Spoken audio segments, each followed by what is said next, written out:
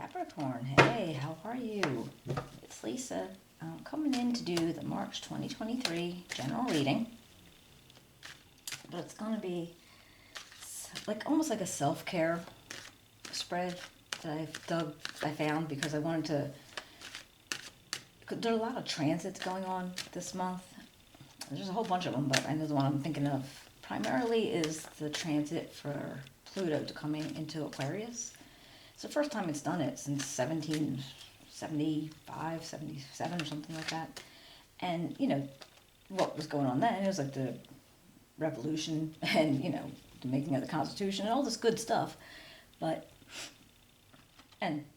good stuff, but with Pluto going into Aquarius, Aquarius is basically, about humanitarian planet, sign, about the people and stuff. And they also call it a karmic planet. So I was wondering maybe I could find a different spread, and because it's going to last 20 years. And, they say it's like generational, but a lot of things can happen in 20 years. But I was wondering if there was a kind of spread that I can do and maybe see what you might need to clean out of you before they comes in. I think it's not coming until the 23rd of March. And then it's going to go away again, because it's going to go back into Capricorn, then it's going to come back for 20 years. So I just figured let's try a different spread and, to see if there's anything that, it's almost like it's a self-care spread. So anything that you might need to, work out, I think it's a good time to do that kind of thing. You think? Anyway, so let's give it a try and see what happens. All right, Capricorn, what can we find out for March 2023?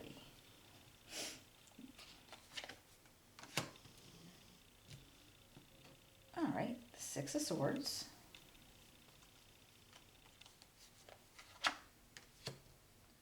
The Four of Coins. The Magician. The Six of Coins. The Seven of Swords. Death.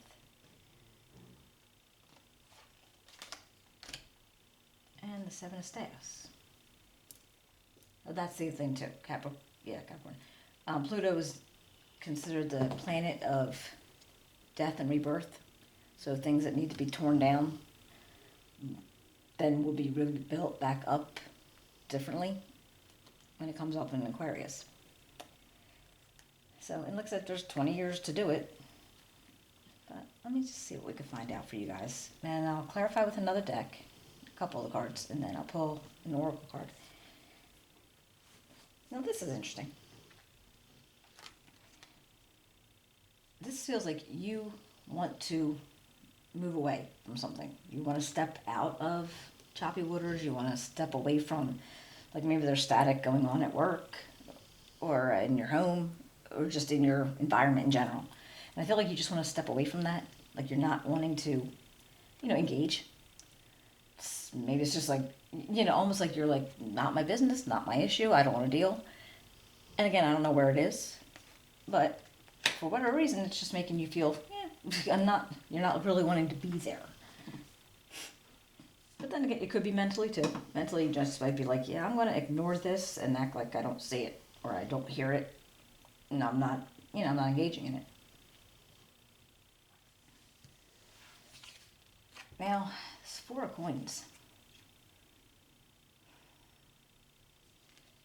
This feels like you need to hold on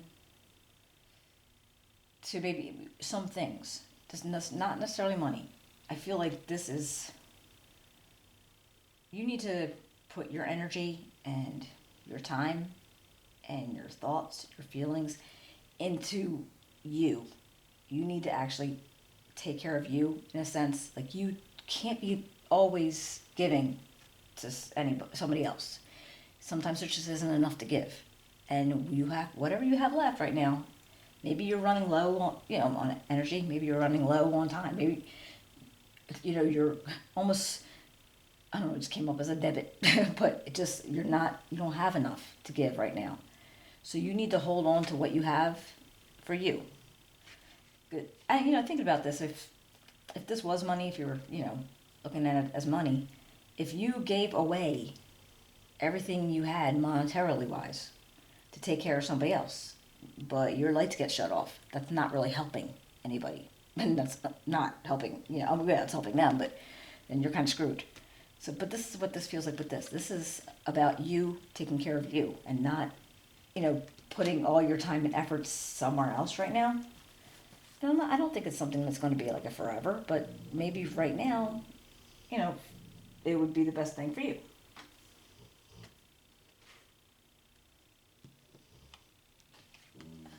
I have this magician. Who's that? Now, he in tarot, he has everything that he needs. He's totally resourceful, basically magical, can make anything happen, manifests and be able to make things happen.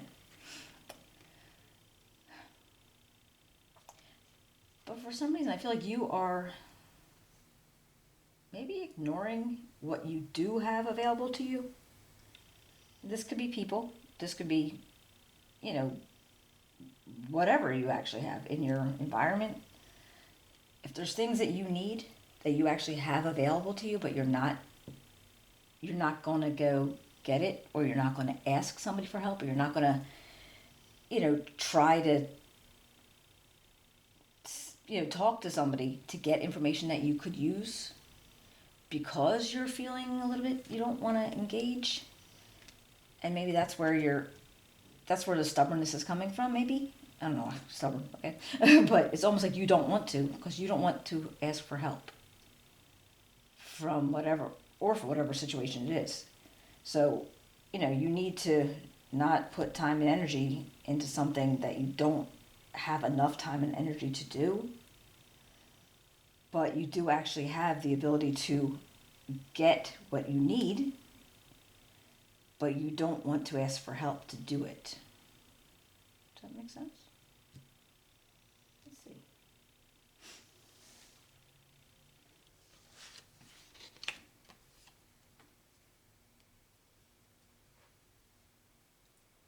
So I feel like if you, in your head, what you need to do is what you need to do. No, but it feels like with this, you need to be able to be discerning in where you put your efforts, your time, and your energy. Because not everybody needs as much from you as other people. And I feel like you need to kind of like just be able to balance it out, be able to weigh it out. Saying, where you could actually do better for somebody else and for yourself, because you're going to try to not give of all of yourself, but be able to say, okay, well, I can give a little bit of this. I could do this for that, I can take the time to handle this with them, or I could, offer my time up to them for this, you know what I mean? And I feel like you have to be discerning about things. And so you're not really going to give it up completely, but you need to, let yourself decide, be able to choose. Even though you want to try to be as even as possible. I know you want to be even. You want to be fair. You want to make sure everybody gets what they can get. No, that came out wrong. Everybody gets what they need. But you're going to have to be able to weigh it out so it's going to work for everybody in the long run.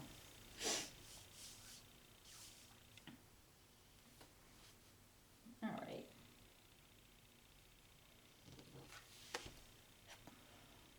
Now this Seven of Swords. That's funny, it comes up under what you need to distance yourself from. And I think that it's almost kind of explains itself. You don't want to be around people that want to take more than they need to take. Maybe they want to take more than they deserve. They could be perfectly good on their own doing something, but yet they're still trying to get more time and effort from you.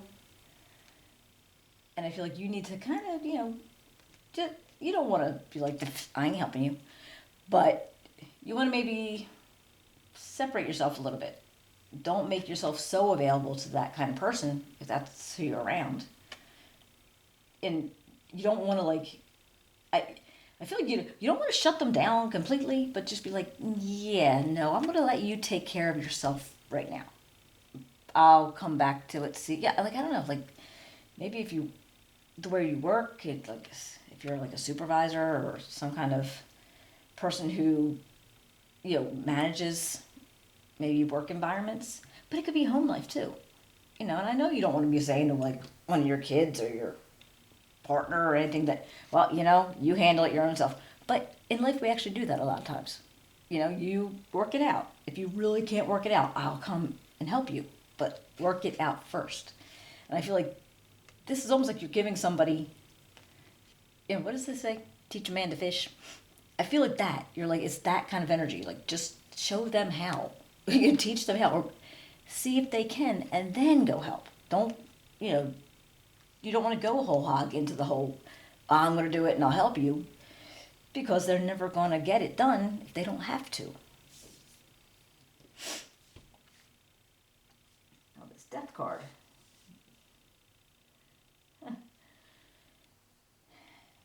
This comes out what can be integrated into your life, welcomed into your life, basically. And this is rejuvenation. This is change, where every time that there's something ends, there's a new beginning. And I feel like you could actually welcome a change in whatever your responsibility is in this situation, or however that work, however that resonates for you. Just basically, you could welcome that and say, okay, I can make a change happen by the way I handle certain things. And then you won't feel this need to remove yourself from the situation if you actually can work within it to actually make it work a little bit better.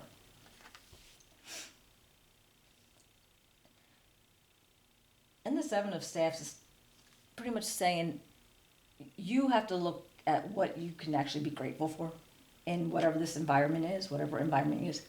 But if I'm looking at it, it's like this is sturdiness, it's strength, it's security. I feel like you need to be grateful for those things. So whatever is going on here, you still have those things to be grateful for.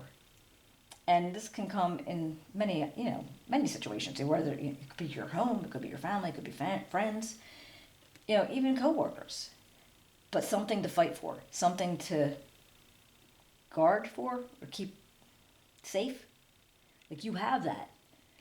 And that's something to be grateful for, that you have individuals or people that you know, people that you love, people that you care about, that you are willing to protect. However, you want to be able to make sure that they can function on their own too. Let's see, what else can we find? I'm just going to clarify just a couple. What do we have here? Let's do the Six of Swords. Let's do the Six of Swords. Does Capricorn need to know about the Six of Swords? The Fool. And the Two of Pentacles. That actually, that makes me feel like, okay, yeah, if you did move yourself away from the situation and you're like, I don't want to be involved, and you'll move on, but then you're kind of like coming right back to this, like you'd have to begin something all over again, like this, like you have this juggling thing going on, and it's not like it's a bad juggling, but you kind of like, you don't mind juggling because you're used to doing it. You're always doing it. But if you just go about it in a different way and are able to, kind of like manipulate the situation to where it's going to work out well for you and for them, it's going to be almost like a happy juggling. You'd want to be able to take care of things. Because right there, you wanted to get away from it. You're like, I am so tired of whatever, fussing about something or what, like I don't think it was like a physical move. I feel like it was definitely in your brain. You just like wanted to shut it down, be like, I'm done. But I feel like if you are able to, make that work for you a little better, it would be, it would be happy juggling. You wouldn't mind it so much because, they're getting the ability to do things and you're getting a chance to take a break and not give up all your energy. Let's see. I did Seven of Swords. The Tower and the King of Cups. All right, well, yeah, I feel like whoever that was to you, the Seven of Swords energy with, you're going to just taking more than they need to take and, kind of overwhelming your abilities to handle everything or, making you feel guilty because you have to say no about something. I feel like with this Tower and this King of Cups, yeah, if you shut it down, because it's almost like a mental thing. It doesn't always have to be a physical things are shutting down, but it could be like a mentally, you're shutting it down. It's done. It's over. And when you do it, I guarantee it's going to be coming out of you in a kind way. In the best words that you could use, like a soft, compassionate way about it. I don't see you being mean and being like, I ain't doing that for you anymore. I don't see that. It's almost just like you're going to be kind about it, but you'll be shutting it down, and I think it's going to work out pretty well. I hope. I think. I say so. All right. All right, Capricorn, let's pull a moon card and then we'll close it up.